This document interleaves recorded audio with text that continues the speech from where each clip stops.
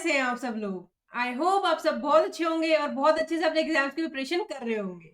आप लोगों की प्रिपरेशन को बूस्ट अप करने के लिए हम लोग लेके आए रिवीजन सीरीज, जिसमें हम सारे चैप्टर्स कवर करेंगे। आज हम जो चैप्टर रिवाइज करने वाले हैं उसका नाम है रिटर्न्स अंडर जीएसटी। ये जो नोट्स हैं ये बिल्कुल फ्री ऑफ कॉस्ट अवेलेबल है। डिस्क्रिप्शन में आपको एक लिंक मिलेगी, उस लिंक पे जाके आप इन नोट्स को डाउनलोड कर सकते हैं। अब देखो, ये जो नोट्स है ना, ये जो चैप्टर है हमारा रिटर्न अंडर जीएसटी, इसमें बहुत सारी रिटर्न्स हैं।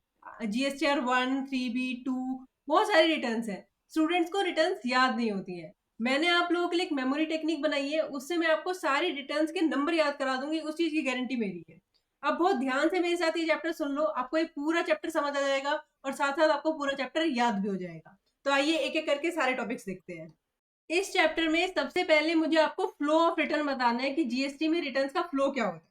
देखो, जीएसटी में एग्जांपल लो, यहाँ पे हमारा है होलसेलर, यहाँ पे हमारा रिटेलर। होलसेलर ने कुछ चीज सप्लाई करी हमारे रिटेलर को, इसके लिए सप्लाई है, इनके लिए परचेज है, ठीक है। अब यहाँ पे देखो होलसेलर है। अब होलसेलर क्या करेंगे, जब भी ड्यू डेट आएगी जीएसटी रिटर्न फाइल करने की, सबसे पहले करेंगे जीएसटीआर 1 फाइल। जीएसटीआर 1 में क्या होता है ना, कोई टैक्स की पेमेंट नहीं होती। जीएसटीआर 1 में सिर्फ एक स्टेटमेंट होती है, it's a kind of a list. एक लिस्ट होती है जिसमें हम गवर्नमेंट को बताते हैं, गवर्नमेंट हमने पूरे मंथ में ये सेल्स करी है। सपोज करो होलसेलर ने कहा कि मैंने मिस्टर मिस्टर 1 को सेल करी है इतने की, मिस्टर बी को 2 को सेल की है इतने की, सी को सेल की है इतने की, मतलब वो पूरी लिस्ट दे देंगे कि मैंने ड्यूरिंग द मंथ इतनी सारी सेल्स की है। वो कहाँ पे डालेंगे, अपनी जीएसटीआर 1 में। सिमिलरली हमारे जो रिटेलर है वो भी अपनी जीएसटीआर 1 फाइल करेंगे और उसमें बता देंगे मैंने ड्यूरिंग द मंथ ये आउटवर्ड सप्लाई की है, ठीक है। सिंपल प्रोसीजर था, पहले दोनों जीएसटीआर 1 फाइल करेंगे। अब जब ये होलसेलर ने अपनी जीएसटीआर 1 फाइल करी, अब देखो, इनके लिए सप्लाई थी, इनके लिए परचेज थी, तो इन्हें आइडियली आईटीसी मिलेगा। क्या मिलेगा, आईटीसी। और जैसे ये अपने जीएसटीआर 1 में सबमिट करेंगे अपनी सेल्स सप्लाई को, इनके जीएसटीआर 2B में ये अमाउंट ऑटो पॉपुलेट हो जाएगा। मतलब अब ये जो है रिटेलर जो है, अब यहाँ से आईटीसी ले सकते हैं, ठीक है। जीएसटीआर 2B इनकी ऑटो पॉपुलेट हो जाएगी, अपने आप अमाउंट ऑटो पॉपुलेट होगा इनकी जीएसटीआर 2B, ठीक है। उसके बाद लास्ट में ये लोग फाइल करेंगे जीएसटीआर 3B। जीएसटीआर 3B में क्या होता है, इसमें एक्चुअल टैक्स की पेमेंट की जाती है। सबसे पहले इन्होंने क्या करा, जीएसटीआर 1 फाइल करी, इनकी जीएसटीआर 2B में अमाउंट आ गया। अब यहाँ पे जीएसटीआर 3B में ये गवर्नमेंट को जीएसटी पे कर देंगे जितने की इनके ऊपर लायबिलिटी आएगी। मतलब जीएसटीआर 1 में इनकी सारी आउटवर्ड सप्लाई जो है वो आ गई, यहाँ पे जीएसटीआर 2B में इनके सारे आईटीसी आ गए। अभी नेट ऑफ कर देंगे, या आउटवर्ड सप्लाई पे जितना टैक्स बन रहा है वो लेंगे, आईटीसी माइनस करेंगे, जो भी इन्हें करना है। उसके बाद ये नेट ऑफ की जितने भी की भी पेमेंट बचेगी वो पेमेंट कर देंगे। जीएसटीआर 3B जो फाइल करेंगे उसमें सारी चीजें ये मेंशन कर देंगे। इस तरह से हमारी रिटर्न का फ्लो चलता है। अब देखते हैं एक एक करके सारे रिटर्न। सबसे पहले मुझे पढ़ानी है आपको जीएसटीआर 1, लेकिन ये पढ़ाने से पहले मुझे आपको एक स्टोरी बतानी है छोटी सी। उस स्टोरी से आपको सारे जीएसटी के नंबर याद हो जाएंगे, जीएसटीआर के नंबर याद हो जाएंगे। उसके बाद हम सारे रिटर्न देख लेंगे, ठीक है। देखो, स्टोरी हमारी क्या है कि एक बार पांच नॉन रेजिडेंट एक स्टेटमेंट और 3 बड़ी पेमेंट लेके इंडिया आते हैं। 4 नंबर कंपोजिशन पे, 4 नंबर कंपोजिशन पे उनकी चोरी हो जाती है, 7-8 लाख का लॉस हो जाता है। 9 डेज में एनुअल ईयर एंड हो जाता है और 10th डे फाइनली वो अपनी कंट्री वापस चले जाते हैं। क्या स्टोरी है हमारी, 5 नॉन रेजिडेंट एक स्टेटमेंट और 3 बड़ी पेमेंट लेके इंडिया आते हैं। 4 नंबर कंपोजिशन पे उनकी चोरी हो जाती है, 7-8 लाख का लॉस हो जाता है। 9 डेज में एनुअल ईयर एंड हो जाता है और 10th डे फाइनली वो अपनी कंट्री वापस चले जाते हैं। सिंपल सी स्टोरी है, ठीक है। ये स्टोरी है जिससे आपको सारी रिटर्न्स के नंबर याद हो जाएंगे। नॉन रेजिडेंट के रिटर्न 5, जीएसटीआर 1 एक स्टेटमेंट है, जीएसटीआर 3 एक जिसमें हम जीएसटी की पेमेंट करते हैं। 4 कंपोजिशन स्कीम जिनके ऊपर एप्लीकेबल होती है उनके ऊपर जीएसटीआर 4 एप्लीकेबल होता है। 7-8 लाख का लॉस हो गया। 7 से टीडीएस और 8 से टीसीएस। याद रखना, 7-8 लाख का टीडीएस टीसीएस जब कटता है तो हमें दुख तो होता ही है, तो 7-8 लाख का लॉस हो गया, टीडीएस टीसीएस डिडक्ट हो गया आपका, ठीक है। 9 डेज में एनुअल ईयर एंड हो गया, मतलब 9 is the annual return, this is the annual return, और 10th is the final return. जो लिखा है ना फाइनली वापस चले गए, मतलब 10th is the final return, ठीक है। बहुत सिंपल पॉइंट है। क्या हुआ यहाँ पे, मैंने आपको स्टोरी क्या बनाई है, 5 नॉन रेजिडेंट 1 स्टेटमेंट और 3 बड़ी पेमेंट लेके इंडिया आते हैं। 4 नंबर कंपोजिशन पे उनकी चोरी हो जाती है, 7-8 लाख का लॉस हो जाता है। 9 डेज में एनुअल ईयर एंड हो जाता है और 10 डेज वो फाइनली अपनी कंट्री में वापस चले जाते हैं। ये सारे आपके नंबर्स आपको याद हो जाएंगे इनसे, ठीक है। सबसे पहले मुझे आपको बताना है 1 इज अ स्टेटमेंट, और जीएसटीआर 1 हमारी क्या है, स्टेटमेंट ऑफ आउटवर्ड सप्लाई। क्या है, GSTR 1 is a statement of outward supply. GSTR 1 में आप लोग याद रखना, इसमें कोई भी टैक्स की पेमेंट नहीं होती है, कोई भी टैक्स की पेमेंट नहीं होती है। इसमें हम गवर्नमेंट को एक लिस्ट बना के देते हैं कि भैया ड्यूरिंग द मंथ हमने ये सप्लाई की है, एक लिस्ट देते हैं अपनी आउटवर्ड सप्लाई की। तो ये क्या है, एक स्टेटमेंट ऑफ आउटवर्ड सप्लाई है, ठीक है। अब जीएसटीआर 1 एप्लीकेबल किस किस के ऊपर होता है, applicable to all registered person, जितने भी रजिस्टर्ड पर्सन है सबके ऊपर एप्लीकेबल होता है, including CTP, casual taxable person के ऊपर भी एप्लीकेबल होती है जीएसटीआर 1, ठीक है। ड्यू डेट क्या होती है जीएसटीआर 1 फाइल करने की, तो इसे एग्जांपल से देखो, अगर जून का मंथ है, अगर मंथ है आपका जून का, तो जो जून के बाद जो नेक्स्ट मंथ आएगा जो कि है आपका जुलाई, 11 जुलाई, नेक्स्ट मंथ की 11th is the due date to file GSTR 1, ठीक है। अगर आपने मंथली स्कीम ऑप्ट कर रखी है तो जो नेक्स्ट मंथ आएगा उसकी 11th is the due date to file GSTR 1। लेकिन अगर आपने क्यूआरएमपी स्कीम ऑप्ट कर रखी है, डाउट आएगा मैम क्यूआरएमपी स्कीम क्या होता है, इसी चैप्टर में आगे आपको पढ़ाऊंगी कि क्यूआरएमपी स्कीम क्या होती है। लेकिन एज ऑफ नाउ आपको ड्यू डेट याद कर लेनी है कि अगर आपने क्यूआरएमपी स्कीम ऑप्ट कर रखी है तो जो भी नेक्स्ट मंथ, जो भी क्वार्टर एंड होगा, जब क्वार्टर होगा वो एंड होगा, उसके नेक्स्ट जो मंथ आएगा उसकी 13 तक आपको अपनी जीएसटीआर 1 फाइल करनी है, ठीक है। एग्जाम्पल लेते हैं, अप्रैल मई और जून का अगर क्वार्टर है तो नेक्स्ट मंथ कौन सा आएगा, जुलाई की 13 जुलाई तक आपको जीएसटीआर 1 अपनी फाइल करनी है। सिंपल पॉइंट है। अब देखो जीएसटीआर 1 जो है वो इन 6 लोगों के ऊपर एप्लीकेबल नहीं होती, इन लोगों के ऊपर एप्लीकेबल नहीं होती। इनकी मेमोरी टेक्निक क्या है, 2 नाइस, यहाँ पे लिखी हुई है 2 nice the memory technique. 2 nice में टी से टीडीएस जो डिडक्ट करते हैं, ओ से ओआईडीआर सर्विसेज, एन से non resident taxable person, I से input service distributor, C composition scheme and E से ई कॉमर्स ऑपरेटर जो होते हैं ना, इको जो होते हैं, उनके ऊपर भी हमारी जीएसटीआर 1 एप्लीकेबल नहीं होती। इनके ऊपर आपकी जीएसटीआर 1 एप्लीकेबल नहीं होती। तो अब आपके मन में डाउट आएगा, क्या मैम इन्हें रिटर्न ही नहीं फाइल करनी होती? नहीं, इन लोगों के लिए सेपरेट रिटर्न है जो हम लोग इसी चैप्टर में आगे पढ़ेंगे। अगर आप लोग अपनी स्टोरी में याद हो तो मैंने आपको बताया था 7-8 लाख का लॉस हो गया, तो यहाँ पे हमारा 7 से था हमारा टीडीएस और 8 से था हमारा टीसीएस। तो इनके ऊपर 7-8 यहाँ से इन्हें एक्सक्लूड कर दिया गया है, लेकिन इनके ऊपर इनकी अलग रिटर्न एप्लीकेबल होती है। तो इसकी मेमोरी टेक्निक क्या है, 2 नाइस। 2 नाइस से आप कैसे याद कर रहे हो, टी से जो टीडीएस डिडक्ट कर रहे हैं, ओ से ओआईडीआर सर्विसेज जो देते हैं, एन से नॉन रेजिडेंट्स जो होते हैं, non resident taxable person, I से input service distributor, C composition scheme and E से आपका ई कॉमर्स ऑपरेटर जो जिनके ऊपर टीसीएस की लाइबिलिटी आती है, ठीक है। उसके बाद लास्ट पॉइंट है यहाँ पे डिटेल ऑफ आउटवर्ड सप्लाई। अब आप कहोगे कि मैम आपने कह तो दिया कि हमें जितनी भी हम सप्लाईज करते हैं, जितनी भी हम आउटवर्ड सप्लाई करते हैं, उसकी डिटेल हम अपनी जीएसटीआर 1 में देते हैं, लेकिन डिटेल देनी कैसे है, तो याद रखना कि अगर आप अपनी सप्लाई कर रहे हो, सपोज करो मैंने सप्लाई करी किसी रजिस्टर्ड पर्सन को या यूआईएन होल्डर को, किसको सप्लाई करी, जो रिसिपेंट है वो रजिस्टर्ड है या फिर एक यूआईएन होल्डर है, तो मुझे अपनी इनवॉइस वाइज डिटेल देनी पड़ेगी। मुझे हर एक, सपोज करो यहाँ पे हमारे मिस्टर ए है, यहाँ पे हमारे मिस्टर बी है, ये दोनों ही रजिस्टर्ड है, ये तो रजिस्टर्ड है ही, सॉरी, और ये भी रजिस्टर्ड है।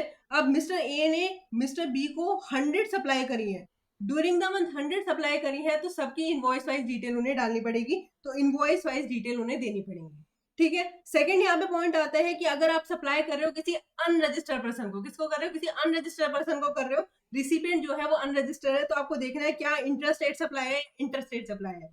इंटरस्टेट सप्लाई है तो आप एक कंसोलिडेटेड इनवॉइस डाल सकते हो रेट वाइज, आप rate wise consolidated invoice upload कर सकते हो, कोई दिक्कत नहीं है। आपको सेपरेट सारे इनवॉइस अलग अलग नहीं डालने। सपोज करो 12% के रेट के 100 इनवॉइस है, तो आप सारे इनवॉइस का टोटल कर दो और एक कंबाइंड इनवॉइस कंसोलिडेटेड इनवॉइस डाल दो।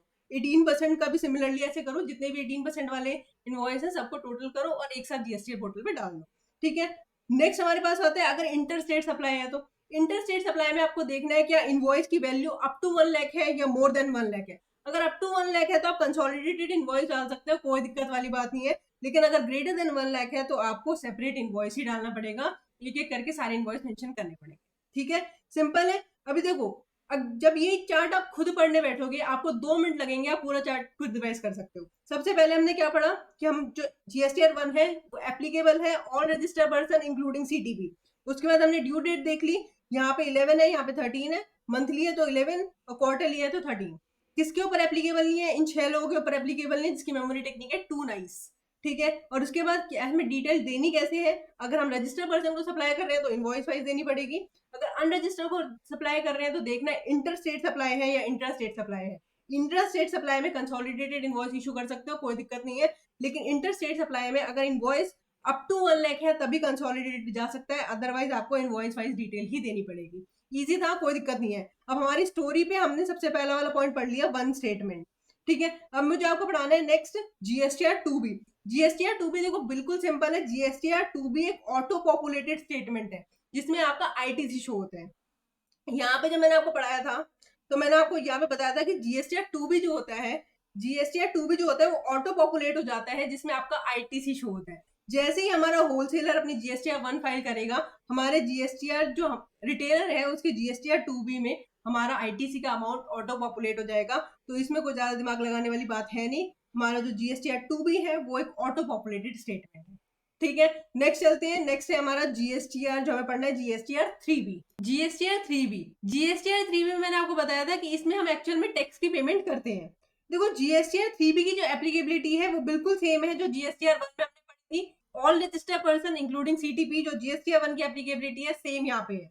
उसके बाद नॉन एप्लीकेबिलिटी भी सेम है, जो जीएसटीआर 1 जिनके ऊपर नहीं एप्लीकेबल होती वो उनके ऊपर जीएसटीआर 3B भी एप्लीकेबल नहीं होती। यहाँ पे हमने मेमोरी टेक्निक पढ़ी थी टू नाइस, जो टू नाइस है वो यहाँ पे भी एप्लीकेबल है, बिल्कुल सेम है। सिर्फ यहाँ पे डिफरेंस क्या है, यहाँ पे ड्यू डेट का डिफरेंस है। जीएसटीआर 1 की जो ड्यू डेट थी वो अलग थी, जीएसटीआर 3B बाद में फाइल होती है। पहले जीएसटीआर 1 फाइल होती है, उसके अराउंड 10 डेज बाद हमारी जीएसटीआर 3B फाइल होती है। जीएसटीआर 3B फाइल करने की ड्यू डेट क्या है, अगर आपने मंथली स्कीम ऑप्ट कर रखी है तो 20 ऑफ नेक्स्ट मंथ, मतलब अगर अगेन जून का मंथ है तो 20 जुलाई तक आपको फाइल करनी है, ठीक है। और अगर आपने क्यूआरएमपी स्कीम ऑप्ट कर रखी है तो 22 या 24 ऑफ नेक्स्ट मंथ, मतलब जब भी आपका क्वार्टर एंड होगा उस क्वार्टर के बाद जो मंथ आएगा उस मंथ की 20 या 24, किसी स्टेट में ड्यू डेट आपकी 22 है और कहीं पे 24 है, तो आपको टेंशन लेने वाली बात नहीं है, दोनों लिख दोगे सही होगा आंसर, कोई दिक्कत नहीं। उसके बाद नेक्स्ट चलते हैं हमारी जो है हमारी जीएसटीआर 4। अगर आपको स्टोरी याद हो तो मैंने उसमें आपको पढ़ाया था 5 नॉन रेजिडेंट एक स्टेटमेंट और 3 बड़ी पेमेंट लेके इंडिया आते हैं, 4 नंबर कंपोजिशन पे उनकी चोरी हो जाती है। तो 4 पे क्या था, कंपोजिशन, कंपोजिशन मतलब कंपोजिशन स्कीम। जिन्होंने भी कंपोजिशन स्कीम ऑप्ट कर रखी होती है उन्हें अपनी एनुअल रिटर्न फाइल करनी होती है, किसमें, जीएसटीआर 4 में। किसमें, जीएसटीआर 4 में वो लोग अपनी एनुअल रिटर्न फाइल करते हैं, और कब तक करनी होती है, उन्हें करनी होती है 30 अप्रैल ऑफ फॉलोइंग ईयर। मतलब सपोज करो अगर 2023 की फाइल कर रहे हैं तो आपको जो अप्रैल आएगा 2023 का, 30 अप्रैल ऑफ 2023, मतलब जब भी आपका ईयर एंड हो गया उसका नेक्स्ट जो अप्रैल आएगा उस अप्रैल की 30 अप्रैल तक उन्हें अपनी एनुअल रिटर्न फाइल करनी होती है, किसमें, जीएसटीआर 4 में। इसके साथ साथ जो हमारी कंपोजिशन स्कीम जिन्होंने ऑप्ट कर रखी होती है उन्हें अपनी एक क्वार्टरली रिटर्न फाइल करनी होती है, किसमें, यहाँ पे लिखा हुआ है जीएसटी सीएमपी 08, क्या है नाम, जीएसटी सीएमपी 08 में उन्हें अपनी एक क्वार्टरली स्टेटमेंट फाइल करनी होती है, कब तक, 18th of next month. Again यहाँ पे एग्जांपल लो, अगर मान लो क्वार्टर जो है वो है अप्रैल, मई एंड जून का, जिन 3 मंथ्स का क्वार्टर है तो जुलाई 18 तक उन्हें अपनी एक स्टेटमेंट फाइल करनी होगी, किसमें, सीएमपी 0 जीएसटी सीएमपी 08 में। ये याद कैसे करोगे, यहाँ पे 4 है उसका डबल कर दो 8, ठीक है, जीएसटी सीएमपी 08। चलते हैं आगे नेक्स्ट रिटर्न की तरफ। नेक्स्ट रिटर्न है हमारी जीएसटीआर 5। जीएसटीआर 5 देखो, जीएसटीआर 5 हमारी स्टोरी में सबसे पहले था 5 नॉन रेजिडेंट, तो जीएसटीआर 5 हमारी एप्लीकेबल किसके ऊपर होती है, नॉन रेजिडेंट के ऊपर। नॉन रेजिडेंट टैक्सेबल पर्सन के ऊपर हमारी जीएसटीआर 5 एप्लीकेबल होती है, जो उन्हें मंथली फाइल करनी होती है, हर मंथ फाइल करनी होती है। और ड्यू डेट क्या होती है, ड्यू डेट होती है 13th ऑफ नेक्स्ट मंथ या 7 day after of last validity of registration which ever is earlier. Suppose करो यहाँ पे हमारा ये जून की रिटर्न फाइल कर रहे हैं तो इन्हें 13 जुलाई, या फिर सपोज करो इनका रजिस्ट्रेशन जो है वो 1 जुलाई को एंड हो गया, 1 जुलाई को इनका रजिस्ट्रेशन एंड हो गया, तो यहाँ से 7 डेज प्लस करो तो क्या होगा, 7 जुलाई और 13 जुलाई विच एवर इज अर्लियर, मतलब लास्ट जब उनकी वैलिडिटी खत्म हो रही है उसके 7 डेज या फिर 13th of next month which ever is earlier तक उन्हें अपनी जीएसटीआर रिटर्न फाइल करनी होती है। कौन सी रिटर्न, जीएसटीआर 5। उसके बाद नेक्स्ट पढ़ते हैं, हमारी स्टोरी में हमने पढ़ा था 7-8 लाख का लॉस हो गया, तो 7 से हमारा है टीडीएस और यहाँ से हमारा टीसीएस। जो भी हमारे टीडीएस डिडक्ट करते हैं उन्हें अपनी मंथली रिटर्न फाइल करनी होती है, किसमें, जीएसटीआर 7 में, by 10th of next month. जो नेक्स्ट मंथ आएगा उसकी 10th तक उन्हें जीएसटीआर 7 फाइल करनी होती है। और टीसीएस का भी सेम कॉन्सेप्ट है, उन्हें अपनी टीसीएस रिटर्न फाइल करनी होती है मंथली, और कब तक, bye 10th of next month. दोनों की ड्यू डेट देखो सेम है, ठीक है। टीडीएस और टीसीएस किस किस को डिडक्ट करना होता है ये हमने टीडीएस टीसीएस चैप्टर में पढ़ लिया था। ठीक है, अब चलते हैं आगे नेक्स्ट रिटर्न की तरफ, जो कि है हमारी एनुअल रिटर्न। एनुअल रिटर्न क्या है? 9 9B 9C। स्टोरी याद हो तो हमने पढ़ा था 9 डेज में हमारा एनुअल रिटर्न एंड हो गया, annual return annual year and हो गया, सॉरी एनुअल ईयर एंड हो गया, तो एनुअल रिटर्न हमारी GSTR 9 में फाइल होती है। अब देखो एनुअल रिटर्न में ना, जिनकी टर्नओवर 5 करोड़ तक होती है, जिनकी टर्नओवर अप टू 5 करोड़ होती है, उन्हें GSTR 9 फाइल करनी होती है। जिनकी टर्नओवर ग्रेटर देन 5 करोड़ होती है, उन्हें GSTR 9 प्लस GSTR 9C ये दोनों फाइल करने होते हैं। 9C एडिशन आता है, और 9C क्या होती है? 9C is a self certified reconciliation statement, खुद सेल्फ सर्टिफाइड रिकंसिलेशन स्टेटमेंट होती है 9C में। ठीक है, उसके बाद अगर कोई ई कॉमर्स ऑपरेटर है तो ई कॉमर्स ऑपरेटर को GSTR 9B फाइल करनी पड़ती है फॉर एनुअल रिटर्न। और ड्यू डेट क्या होती है एनुअल रिटर्न फाइल करने की? 31 December of next financial year. मतलब जिस फाइनेंशियल ईयर है तो उसकी जो नेक्स्ट फाइनेंशियल ईयर आएगा उसकी 31 दिसंबर इज द ड्यू डेट। उसके बाद GSTR जो हमारी एनुअल रिटर्न है GSTR 9, ये इन लोगों के ऊपर एप्लीकेबल नहीं होती। सबसे पहले जो सेम एज GSTR 1, जो हमने GSTR 1 में पढ़े थे ना, 2 नाइस, GSTR 1 जिनके ऊपर एप्लीकेबल नहीं होती, 2 नाइस वाले, तो वो सारे आएंगे। उसके बाद यहाँ पे CTP आएगा, कैजुअल टैक्सेबल पर्सन के ऊपर भी एनुअल रिटर्न एप्लीकेबल नहीं होती। अब देखो यहाँ पे एक चीज याद रखना, जो अपने CTP होते हैं उनके ऊपर GSTR 1 एप्लीकेबल होती है, GSTR 3B भी एप्लीकेबल होती है, लेकिन GSTR 9 एप्लीकेबल नहीं होती, एनुअल रिटर्न एप्लीकेबल नहीं होती। तो ये पॉइंट आप लोग याद रखना। उसके बाद एक पॉइंट और है यहाँ पे, जो GSTR ये एनुअल रिटर्न फाइल करने वाला पॉइंट है ना, ये उन लोगों के ऊपर भी एप्लीकेबल नहीं होता जिनकी बुक्स ऑफ अकाउंट्स की ऑडिट CAG करता है। जिनकी अकाउंट्स की ऑडिट CAG करता है, उनके ऊपर भी एनुअल रिटर्न वाला प्रोविजन एप्लीकेबल नहीं होता, GSTR 9 फाइल करने की उन्हें जरूरत नहीं होती। तो हमने क्या पढ़ा? एनुअल रिटर्न में जिनकी टर्नओवर अप टू 5 करोड़ है तो वो GSTR 9 फाइल करते हैं, मोर देन 5 करोड़ है तो वो GSTR 9 तो फाइल करेंगे, साथ साथ 9C भी फाइल कर देंगे। ई कॉमर्स ऑपरेटर GSTR 9 भी फाइल करेंगे। ड्यू डेट क्या है? 31 दिसंबर है, और इन लोगों के ऊपर एप्लीकेबल नहीं है। चलते हैं लास्ट में GSTR 10 final return. Final return मतलब जब आपने बिजनेस बंद कर दिया, सब कुछ क्लोज डाउन कर दिया, उसके बाद आपकी फाइनल रिटर्न आई है। तो फाइनल रिटर्न आप कब तक मतलब फाइल कर सकते हो? Within 3 months from the cancellation और date of cancellation whichever is earlier. मतलब सपोज करो जून में किसी ने अपना बिजनेस बंद कर दिया, तो इसके 3 months के अंदर अंदर, या फिर जिस दिन ऑर्डर ऑफ कैंसिलेशन आया, इन दोनों में जो भी पहले आएगा, विच एवर इज अर्लियर तक उन्हें अपनी फाइनल रिटर्न फाइल करनी होती है। बाय बाय, बिल्कुल लास्ट रिटर्न फाइल करनी होती है। ठीक है, इजी पॉइंट था। अब चलते हैं नेक्स्ट पॉइंट की तरफ, जो कि हमारा GSTR 11। GSTR 11 उनके ऊपर एप्लीकेबल होती है जिनके पास UIN नंबर होता है, यूनिक आइडेंटिफिकेशन नंबर होता है। वो अपनी इसमें डिटेल्स फाइल करते हैं इनवर्ट सप्लाई की। ठीक है, तो सिंपल पॉइंट है, जिन्होंने भी UIN होल्डर होते हैं उन्हें अपनी GSTR 11 फाइल करनी होती है। उसका नेक्स्ट पॉइंट है हमारे पास यहाँ पे फर्स्ट रिटर्न का। देखो फर्स्ट रिटर्न का ना एक चीज याद रखना, सपोज करो आप 11 जून को लाइबल हो गए GST में रजिस्ट्रेशन लेने के लिए, आपने रजिस्ट्रेशन के लिए अप्लाई भी कर दिया, और सपोज करो आपको जो RC मिली वो आपको मिली 15 जुलाई को। ठीक है, 15 जुलाई को आपने RC मिली। अब आप जब अपनी फर्स्ट रिटर्न फाइल करोगे ना, तो ये जो पीरियड होता है जब आप लाइबल टू रजिस्टर हुए थे और जिस दिन आपको एक्चुअल में RC मिली, ये जो पीरियड होता है, इन सब के लिए आपको रिवाइज इनवॉइस इशू करने होते हैं, और उन सब की डिटेल भी आपको फर्स्ट रिटर्न में फाइल करनी होती है। ठीक है, तो ये पॉइंट यहाँ पे लिखा हुआ है कि first return shall be also cover all the supply outward supply from the date when he become liable for registration. मतलब जब भी आप लाइबल टू रजिस्ट्रेशन हुए, वहां से जब आपको एक्चुअल में RC ग्रांट हुई, इस पीरियड के बीच जो भी टाइम होगा, इसकी डिटेल भी यहाँ पे आती है फर्स्ट रिटर्न में। ठीक है, उसके बाद यहाँ पे एक पॉइंट है restriction of filing GSTR 1 and IFF। IFF क्या होता है ये मैं आपको आगे पढ़ाऊंगी, जब हम QRMP स्कीम पढ़ेंगे ना, QRMP स्कीम पढ़ाऊंगी ना, उसमें आएगी IFF फैसिलिटी, तो ये हम वहां पे पढ़ेंगे। लेकिन अभी ये देख लो कि जब भी ये 4 नॉन कंप्लायंसेस होते हैं, तो आप लोग अपनी GSTR 1 या IFF नहीं कर सकते, मतलब ये फैसिलिटी यूज नहीं कर सकते। कौन कौन सी? सबसे पहले आपने अपने लास्ट मंथ की GSTR 3 भी फाइल नहीं करी। सपोज कोई पर्सन है, उसने अपने लास्ट मंथ की या लास्ट क्वार्टर की, जिनके ऊपर क्वार्टरली रिटर्न की प्रोविजन है, उन्होंने लास्ट क्वार्टर की या लास्ट मंथ की GSTR 3 भी फाइल नहीं करी। नेक्स्ट हो सकता है कि आपने जो ITC है, जितना आपका ITC 2B में शो हो रहा है, उससे ज्यादा ITC आप लोगों ने क्लेम कर लिया, तब भी आपकी जो GSTR 1 है वो ब्लॉक कर दी जाती है। उसके बाद आपने अपनी बैंक अकाउंट फर्निश नहीं करा, तब भी आपकी GSTR 1 ब्लॉक कर देंगे। और लास्ट यहाँ पे ये वाला जो पॉइंट है ना, ये पॉइंट मेरे साथ देखो, आपने सपोज करो अपनी GSTR 1 फाइल करी, उसमें आपने अपनी आउटवर्ड सप्लाई दिखाई 1 लाख रुपीस की, और GSTR 3 भी जब एक्चुअल में टैक्स की पेमेंट हुई तब आपने दिखाई अपनी 50,000 रुपीस की।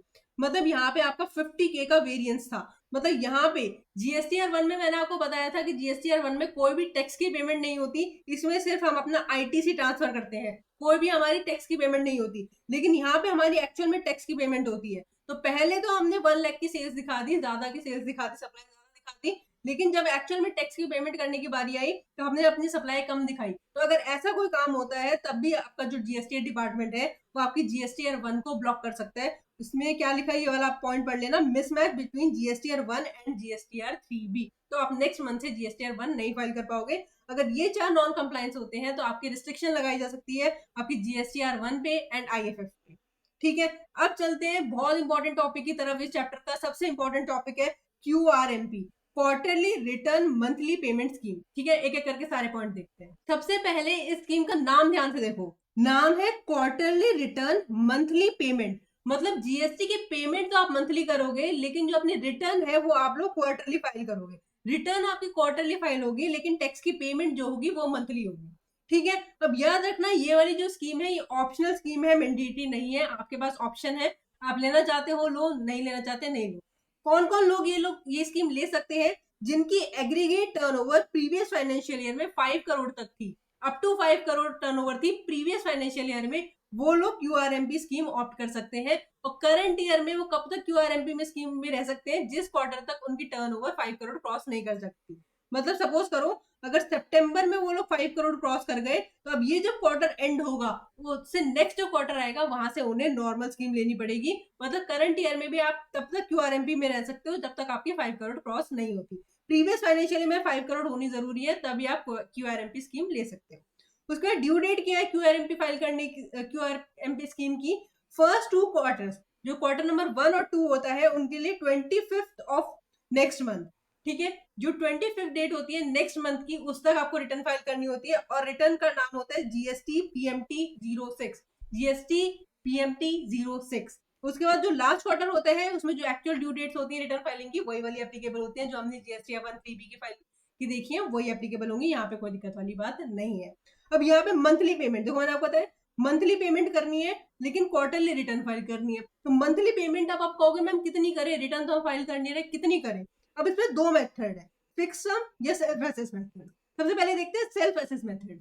सेल्फ असेस मेथड में गवर्नमेंट कहती है कि भैया आप लोग देखो कि कितने आपने सेल्स करी है, कितनी आपने आउटवर्ड सप्लाई करी है, कितने का आपको आईटीसी मिल जाएगा, ये सब नेट ऑफ करके आप खुद ही एस्टिमेट कर लो, और जितना अमाउंट आपको लगता है कि इतने की हमारे ऊपर लायबिलिटी आएगी उतने की आप पेमेंट कर दो। ठीक है, सिंपल पॉइंट है। गवर्नमेंट कहती है कि जितना आपको लगता है कि मंथली एक एक्चुअल इतना पेबल आएगा उतने की पेमेंट कर दो, कोई दिक्कत नहीं, हम कुछ भी आपको परेशान नहीं करेंगे। आपको लगता है सिर्फ 1000 रुपए की आपको लगता है सिर्फ 1000 रुपए की लायबिलिटी आएगी, आप 1000 रुपए की पेमेंट कर दो, कोई दिक्कत वाली बात नहीं है।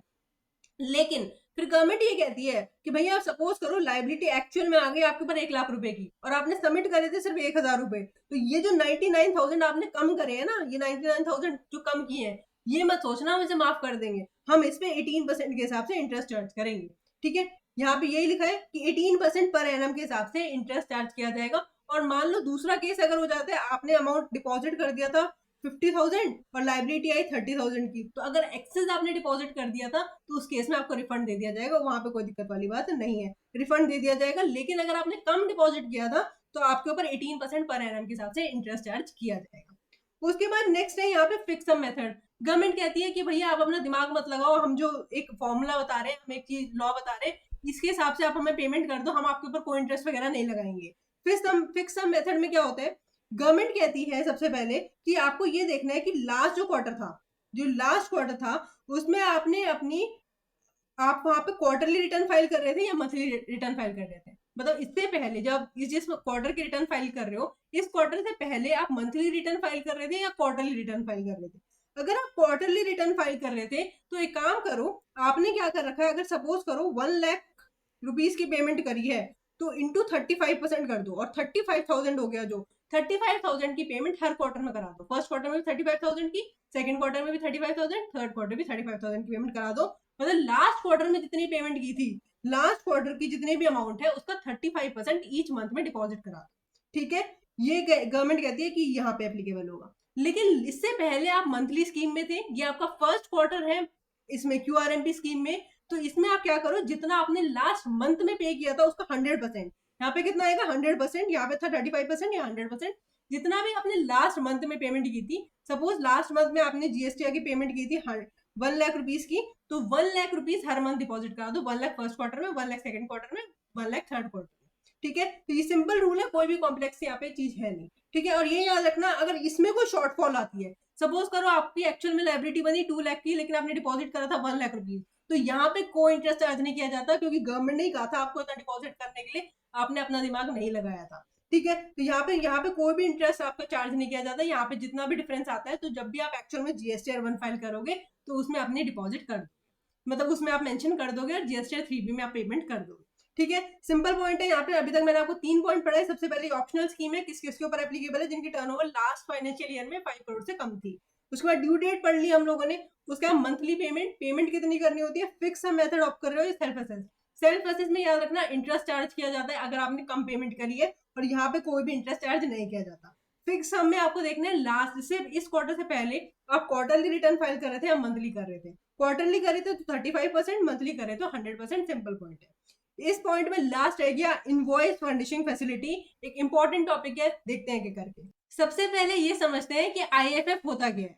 यहाँ पे मेरे साथ एक एग्जांपल लो, सपोज करो है यहाँ पे हमारे पास मिस्टर ए और यहाँ पे है मिस्टर बी। मिस्टर ए ने मिस्टर बी को सप्लाई करी है, ठीक है। अब मिस्टर ए के लिए सेल्स है, इनके लिए परचेज है। अब मिस्टर बी को उस पर क्या मिलेगा, आईटीसी मिलेगा। अब सपोज करो मिस्टर ए ने ऑप्ट कर ली अपनी क्यूआरएमपी स्कीम। मिस्टर ए ने क्यूआरएमपी स्कीम ऑप्ट कर ली कि भैया मैं तो ना क्या करूंगा, क्वार्टरली रिटर्न फाइल करूंगा, मंथली टैक्स की पेमेंट कर दूंगा, लेकिन रिटर्न तो क्वार्टरली फाइल करूंगा। अब यहाँ पे मिस्टर बी गवर्नमेंट के पास गए, मिस्टर बी गवर्नमेंट से कहते हैं, गवर्नमेंट मुझे क्या 3 मंथ्स वेट करना पड़ेगा आईटीसी लेने के लिए, ये तो मेरे साथ दिक्कत हो रही है, मैंने अभी परचेज करी है, तो मुझे नेक्स्ट मंथ की जो रिटर्न फाइल करूंगा उसमें आईटीसी मिल जाना चाहिए। लेकिन अगर इसने क्यूआरएमपी स्कीम ऑप्ट कर रखी है, तो जब ये अपनी जीएसटीआर 1 फाइल करेगा, जीएसटीआर 1 फाइल करेंगे, तब मुझे आईटीसी मिलेगा। ये तो मेरे साथ दिक्कत है, मुझे 3 महीने के लिए मेरा पैसा ब्लॉक हो गया। तो गवर्नमेंट को ये चीज समझ है, तो गवर्नमेंट ने कहा मिस्टर ए से कि भैया अगर आपका कोई रिसिपेंट ऐसा है, मतलब जिसे आपने सप्लाई करी है, कोई रिसिपेंट ऐसा है जिसे आईटीसी अभी चाहिए, तो आप उसका इनवॉइस जो है आईएफएफ फैसिलिटी यूज करके अपलोड कर दो। जीएसटी आप आईएफएफ फैसिलिटी यूज करके उसका जो इनवॉइस है वो अपडेट कर दो, ताकि जो ये बंदा है इसे अपना आईटीसी मिल जाए। और ये जो आप आईएफएफ यूज करके अपनी जो इनवॉइस अपलोड करोगे, वो ऑटोमेटिकली आपकी जीएसटीआर 1 में अपडेट हो जाएंगे, कोई टेंशन वाली बात नहीं है, ठीक है। तो आईएफएफ 1 क्या है, इट्स अ मिनी जीएसटीआर 1, जिसमें आप इनवॉइसेस अपलोड करते हो उन लोगों के जिन्हें आईटीसी हर मंथ चाहिए, ठीक है। ऑप्शनल स्कीम है, मैंडेटरी नहीं है। 13th ऑफ नेक्स्ट मंथ तक आपको फाइल करनी होती है, और इसमें आप सिर्फ 50 लाख तक के इनवॉइस इशू कर सकते हो, मतलब डिपॉजिट कर सकते हो। सपोज करो यहाँ पे हमारे मिस्टर ए हैं, यहाँ पे इन्होंने सप्लाई करी है मिस्टर बी को, मिस्टर सी को और मिस्टर डी को, ठीक है। ये अनरजिस्टर्ड पर्सन है, यहाँ पे 10 लाख है, यहाँ 20 लाख है, और यहाँ पे ये है 50 लाख है। ये रजिस्टर्ड है, ये रजिस्टर्ड है, ये अनरजिस्टर्ड है। अब जो अनरजिस्टर्ड है उसे तो आईटीसी चाहिए नहीं, तो इन्हें तो हटा दो, मिस्टर डी को हटा दो। अब मिस्टर बी और मिस्टर सी, इन दोनों के इनवॉइसेस के टोटल बनते हैं 30 लाख रुपीज, तो 30 लाख तक का आप अपलोड कर सकते हो, मतलब मैक्सिमम आप 50 लाख तक के इनवॉइस आईएफएफ से अपलोड कर सकते हो, ठीक है। यहाँ पे ये लिखा है मैक्सिमम आप 50 लाख तक के आईएफएफ से यूज कर सकते हो। उसके बाद जो भी आईएफएफ में आप इनवॉइस अपलोड करोगे वो ऑटोमेटिकली आपके जीएसटीआर 1 में अपलोड हो जाएंगे, और 13th के बाद आप दोबारा आईएफएफ यूज नहीं कर सकते, 13th तक ही आपको करना पड़ेगा, ठीक है। इजी पॉइंट है, देखो क्यूआरएमपी स्कीम, नाम खतरनाक है इसलिए बच्चे डरते हैं, कितनी इजी स्कीम है। ऑप्शनल है। सबसे पहले मंथली पेमेंट वाला पॉइंट इंटरेस्टिंग था, यहाँ पे हम लोगों ने अच्छे से पढ़ा कि 2 मेथड है, फिक्स सम और सेल्फ असेस, ये अच्छे से पढ़ के जाना, ये इंटरेस्टिंग टॉपिक भी है। और उसके बाद आईएफएफ फैसिलिटी क्या है ये भी हमने बता दिया। 50 लाख तक के इनवॉइस आप इसमें अपलोड कर सकते हो उन लोगों के लिए जिन्हें आईटीसी मंथली चाहिए, ठीक है। ये इजी सा पॉइंट था। उसके बाद यहाँ पे हम लोगों ने एक चीज लिखी हुई है, देखो जीएसटीआर जो ये क्यूआरएमपी स्कीम है, आप चाहो तो किसी एक ब्रांच के लिए भी ऑप्ट कर सकते हो, ऐसा कोई प्रोविजन नहीं है कि एक के ऑप्ट की तो सबके लिए ऑप्ट करनी पड़ेगी, ऐसा कुछ नहीं है। आपको जीएसटीआर इन वाइज मिलती है, पैन वाइज नहीं मिलती। सपोज करो यहाँ पे हमारे मिस्टर ए है ना, उनकी 3 ब्रांच है, एक महाराष्ट्र में है, एक दिल्ली में, गुजरात में। वो चाहते हैं दिल्ली के लिए क्यूआरएमपी स्कीम लेना, और यहाँ पे वो चाहते हैं मंथली वाली लेने, तो क्या वो कर सकते हैं? बिल्कुल कर सकते हैं। आप चाहो किसी भी ब्रांच के ऊपर कर लो, क्योंकि जो हमारी QRMP स्कीम होती है वो हमें GSTIN वाइज मिलती है, हमें पैन नंबर पे नहीं मिलती। तो ये पॉइंट याद रखना, MCQ के लिए इंपॉर्टेंट हो सकता है। उसके बाद अगर आपने GSTR 3 भी फाइल लेट करी है तो आपके ऊपर 18% के हिसाब से इंटरेस्ट चार्ज किया जाएगा। सिंपल से 2 पॉइंट लिखे हैं।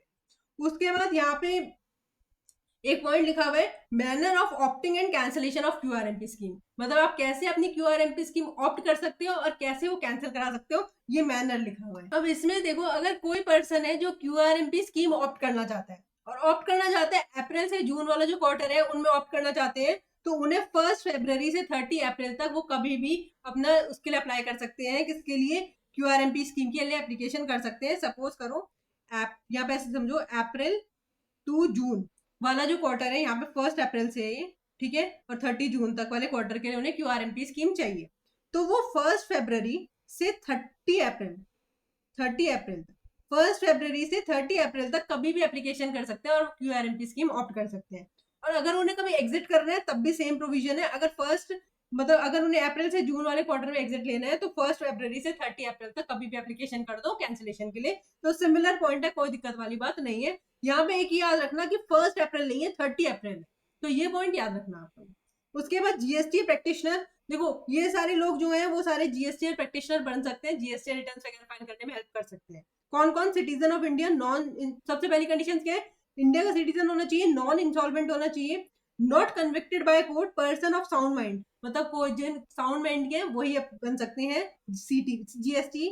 GSTP, ठीक है। उसके बाद ये सारी क्वालिफिकेशन, इनमें से कोई भी क्वालिफिकेशन उनके पास होनी चाहिए। सबसे पहली क्राइटेरिया इन चारों में से ये चारों कंडीशन पूरी होनी चाहिए। उसके बाद इनमें से कोई एक क्वालिफिकेशन उनके पास होनी चाहिए। क्या लिखा है यहाँ पे? सबसे पहले रिटायर्ड ऑफिसर ऑफ गवर्नमेंट, जो कि ग्रुप बी गैजेटेड ऑफिसर से नीचे की लेवल नहीं होनी चाहिए। मतलब बहुत सारे जो गवर्नमेंट डिपार्टमेंट्स होते हैं उनमें बहुत सारे लेवल होते हैं, तो उसमें जो ग्रुप बी गैजेटेड ऑफिसर होते हैं वो या उनसे ऊपर वाले लेवल के जो होते हैं वही GSTP बन सकते हैं आफ्टर रिटायरमेंट। उसके बाद सेल्स टेक प्रैक्टिशनर, जिनके पास less than 5, not less than, मतलब 5 साल या 5 साल से ज्यादा का एक्सपीरियंस है। उसके बाद ग्रेजुएट या पोस्ट ग्रेजुएट होने चाहिए। फॉरेन यूनिवर्सिटी डिग्री अगर है तो ऐसे ही रिकॉग्नाइज बाई इंडियन यूनिवर्सिटी, ऐसी डिग्री होनी चाहिए जो इंडियन यूनिवर्सिटी भी रिकॉग्नाइज करती है। उसके बाद जिन्होंने CA final, CS final, CMA final के एग्जाम्स दिए हैं, इवन दो अभी मेंबरशिप अभी नहीं आई है। जैसे सपोज करो एक, मान लो एक मिस्टर ए है, उन्होंने CA फाइनल पास कर लिया है लेकिन अभी मेंबरशिप नंबर नहीं आया, तब भी वो GST बन सकते हैं, कोई दिक्कत वाली बात नहीं है। इस चैप्टर का लास्ट टॉपिक है लेट रिटर्न फाइलिंग फीस। भैया ये वाला जो है ना, एक बार ये टेबल एक बार रीड कर लेना, इंपॉर्टेंट नहीं है एग्जाम पॉइंट ऑफ व्यू से, बिल्कुल इंपॉर्टेंट नहीं है, बट एक बार फिर भी आप लोग रीड करके चले जाना, ये आप लोग सेल्फ रीड कर लेंगे, ठीक है। नाउ विद दिस हमने इस चैप्टर के सारे टॉपिक्स क्विकली रिवाइज किए हैं। मैंने आप कोशिश करी है कि आप लोगों को सारे टॉपिक एक बार रिवाइज करा दिए जाए। ये जो नोट्स हैं प्लीज इनका पूरा बेनिफिट लीजिए, क्योंकि देखो ये जो नोट्स है ना ये बिल्कुल चार्ट फॉर्मेट में है और आप लोगों को सीरियसली 1 मिनट से ज्यादा टाइम नहीं लगेगा एक चार्ट पढ़ने में। कहीं पे भी हम लोगों ने बड़े बड़े पैराग्राफ नहीं लिखे हैं, छोटे छोटे पॉइंट्स लिखे हैं एक चार्ट फॉर्मेट में। आप लोग को कोशिश करिए कि सारे पॉइंट्स एक ही चार्ट में आ जाए ताकि आप एक होल पिक्चर में पूरा पॉइंट रिवाइज कर पाए। तो इन चार्ट्स का पूरा बेनिफिट लीजिए। अगर आप लोगों को कोई भी क्वेरी है आप कभी भी रीच आउट कर सकते हैं मुझे और ऋत्विक सर को, हम लोग बिल्कुल अवेलेबल हैं आप लोगों के लिए। विद दिस इस वीडियो को मैं यहाँ पे एंड करती हूँ। Thank you everyone, have a nice day, bye bye.